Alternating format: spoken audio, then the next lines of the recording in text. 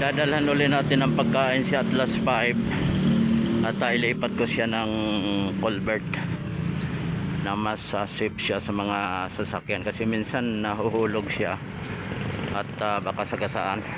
Masagasaan siya dito pagka napunta sa kalsada. Walang pakialam yung mga driver dito kasi so daming kalat dito. Sana dito pa siya.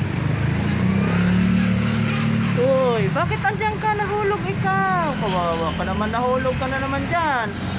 Nilipat ko siya ng pwesto kasi delikado doon sa unang pwesto niya. Pagka nahulog siya napunta sa kalsada, baka sagasaan. Walang pakialam ng mga sakyan dumadaan dito, mga driver. Wala silang pakialam. So kaya ko nilipat siya ng pwesto. Dito ko na siya inilagay. Kumakain siya, at least kumakain na siya. Noong nakarang araw, nung nakita ko siya na nakababad sa tubig baha, ay hindi siya kumakain. Ngayon at least kumakain siya. Ilang hindi niya may ano yung paa niya sa ulihan kasi nga namaga at nasagasaan, mukhang nasagasaan talaga siya. Hindi siya pinapansin mayroon akong kinausap ka ko baka taga dyan sa kanila yung may-ari nito.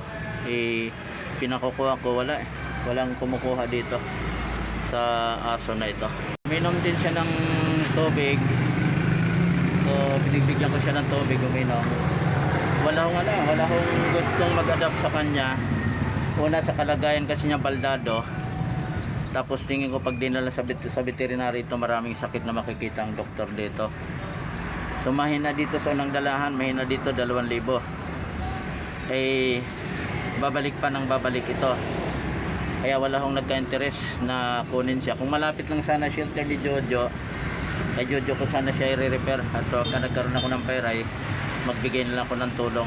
Kaya lang malayo, nasa Laguna na si Jojo, yung shelter niya na ilipat. So kawawa yung mga asong inabandonan ng kanilang mga amo na nagkukunwaring mga dog lover. So kung hanggang saan lang abutin ng buhay niya, lagi naman siyang dadala ng pagkain at sisilip-silipin dito hanggat buhay siya asikasuhin namin siya. Wag na itulak